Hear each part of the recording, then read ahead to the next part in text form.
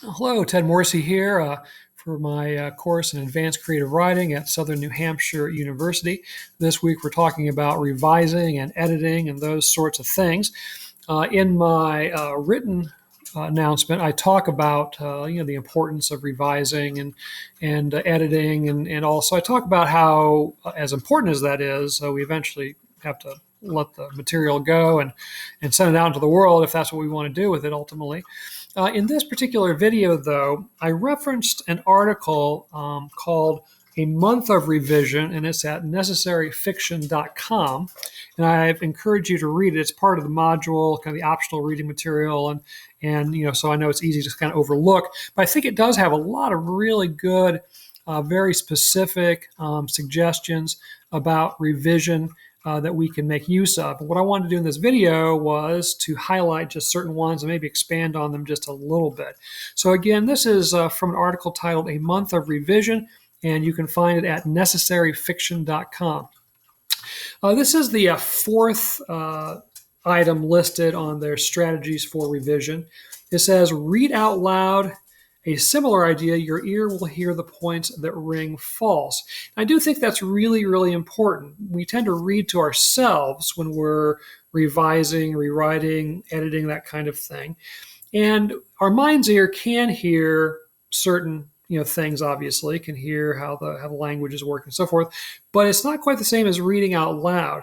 I can't tell you the number of times that I've been to a reading by a writer and they're reading a story or an excerpt from a novel or some poetry, whatever it is, and they kind of stop dead in their tracks because they find something that they obviously had missed before, either literally kind of a typo, or they've suddenly, had a eureka moment about how a sentence ought to be phrased or a word they ought to be using instead of the word they originally used. So they literally will stop during the reading and take their pen or pencil and mark on their manuscript and so forth. So even though they probably have gone over this material dozens and dozens of times getting ready for the presentation, for the reading, when they actually do the reading, they hear something they had never noticed before, right? The other thing that I will do sometimes is I'll use the voice reading application in Word to read my stories back to me. It's a computerized voice. It doesn't have a lot of meaning or a lot of emotion in it, I guess I should say. But still, hearing the work read back to me, even by a sort of emotionless computer, can help to get a sense of the rhythm of the sentences. It can hear just out and out mistakes that I've made and things like that. So reading aloud or listening to your work being read aloud is really important. Number 5, cut up your story. And then it goes on. Specifically, cut it up so each scene is on its own piece of paper, each section of narrative summary, each description of a character, each flashback, each memory, each flash forward, and so on. Then lay out all those pieces on your floor. I use columns, says the writer of this piece. Is each piece in the right place? Some things to think about. The order of information contributes to tension and suspense. If you have a relevant backstory that would increase the stakes of the present situation, that backstory should come before it. If the mystery of what happened in the past is adding suspense, then the backstory might come after. But don't cheat. Character descriptions usually come as soon as we meet the character, for good reason. Not obvious. I once took a class in which where someone asked why Michael Chabon kept describing his characters as soon as they were introduced. Also, flashbacks can be broken up. They don't have to be all in one piece. So can scenes. Also, think about the length of each piece. This is contributing to the pacing and rhythm. Don't pull all the longer sections together. Don't put, rather, all the longer sections together, or the shorter, intersperse them. Now, again, in general, I really think this is a good strategy to look at physically rearranging the pieces of the story or the poem or the novel or whatever it is, the screenplay. I think that's really, really important. Now, this writer acts like describing a character as soon as they're introduced is absolutely imperative. And in an earlier announcement and video, I talk about why that isn't necessarily the case. And I gave the example of like William Faulkner in his classic novella or long story, whatever you want to call it, The Bear. We get nearly to the end of the story before the main character is actually described to us physically, because that's when we actually need to know what his physical sense is like, right? We have to have a sense of him physically. That's a better way of saying it, right? So Yeah, I think you can sort of think about giving description. I think that sometimes that if we get too descriptive when we first introduce a character, it can really slow down the narrative. And so, that's one of the things you got to kind of play with and get a feel for yourself. Here's a good one I like. This is number 11 on the list. It says, try this. Cut the opening paragraph, cut the last paragraph. Do that for each scene. Now rewrite the ones that have to be there. Let the rest die. Now I want to speak to more like specifically a short story. But again, this writer is trying to sort of use this technique for all kinds of different writing. But the short story, I remember when I was in workshop classes for the first time, one of my instructors, or maybe all of my instructors, had this kind of rule of thumb they talked about where in a short story, look at the first couple of paragraphs and the last paragraph of the story. Because when people are just sort of getting their bearings in terms of writing fiction, when they're new fiction writers, they oftentimes have two opening paragraphs that really are extraneous, and it's the third paragraph that really ought to be the true beginning of the story. And then they also tend to go a paragraph too far. They tend to tell us just more than they need to at the end of the story.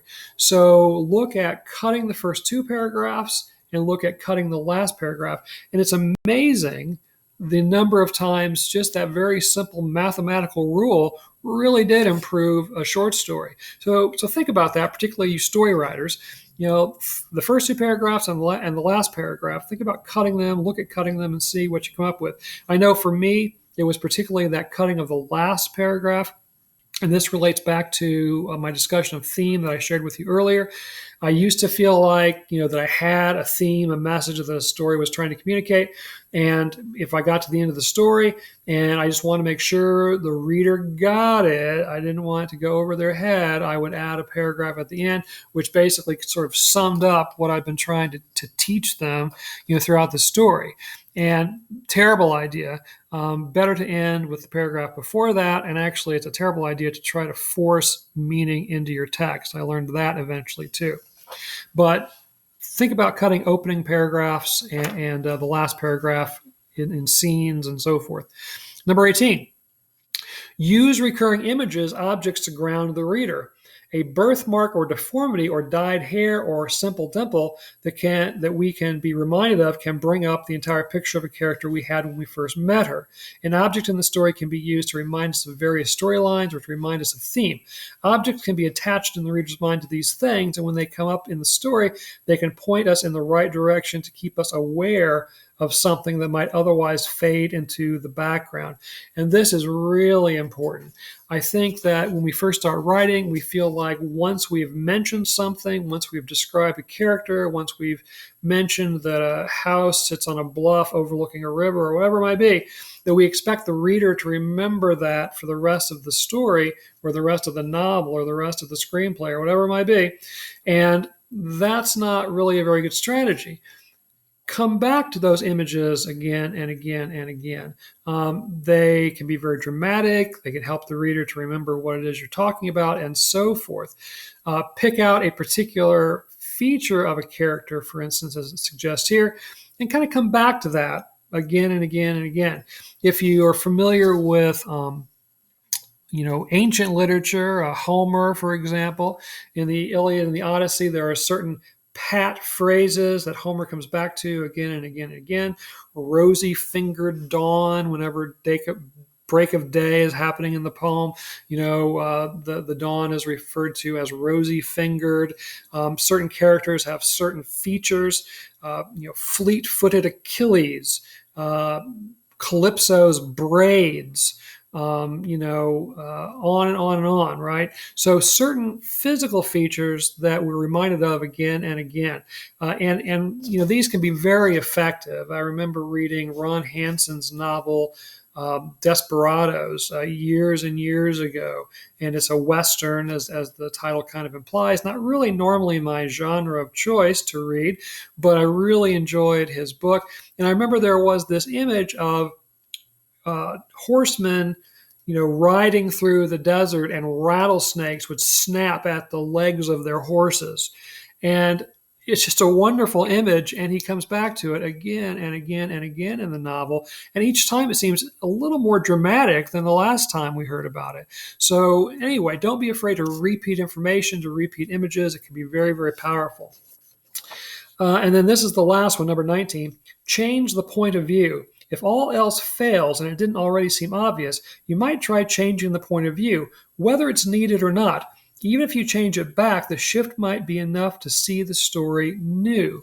And this one really struck me as important because my first kind of important published story, this story called Mix, which I published in Paris Transcontinental ages ago, back in the 1990s. But it was my first significant publication.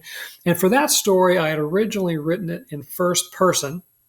And I workshopped it and got all sorts of feedback and yada, yada, yada. And I, quite frankly, didn't listen to the feedback. I thought that the story stood pretty well on its own, but yet I wanted to see what it would feel like if I changed it to a third person narrator. So I literally went through and just changed all the I's to he, all of the my to his, just turned it from a first person narrative into a close third person narrative. And it just completely changed the feel of the story. And I sent it out into the world. And as I say, I was overjoyed when that first really significant acceptance letter, literally a letter in those days, not email, arrived in my inbox letting me know that they want to publish this story. And I think that it was really improved by just changing from first person to third person. And again, I didn't change anything about the story other than just the pronouns, right? So think about changing point of view. I'm working on a new novel right now. I've been working on it for about a year. I started writing it in first person present. Kind of working a little bit here and there, but recently I started working on it in third person. That seems to be going better in terms of the narrative and making progress on it. So I'm definitely still playing with that. I don't know where I'm going to end up with the point of view in this new work, but it's definitely an important thing to think about. All right, so I'm going to stop there, and I'll let you ponder revising, editing, and letting go.